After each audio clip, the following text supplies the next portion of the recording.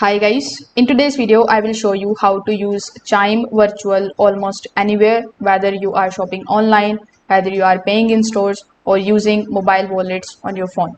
So first of all, you need to open your Chime application on your phone. Then you just have to simply navigate to the card's settings. Now your virtual card includes its own card number, the expiration date, the security code that allows you to start making purchases immediately without waiting for the physical card. Chime's virtual card is linked directly to your Chime checking account. So when you are shopping online, you just have to simply enter these virtual card details at the checkout, just as you would with a regular debit card. Now the payment will be processed using the available funds in your Chime account. So when you are using virtual card, you just have to tap on it and make sure that the allow transactions tab is basically turned on.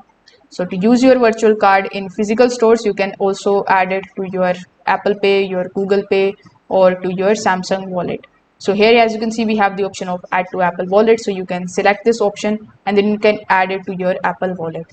So once your card is added, you can unlock your phone and then you can hold it near the contactless payment terminal, and the transaction will be completed through the mobile wallet. That makes it possible to use your Chime virtual card at the stores that accept the tap to pay payments.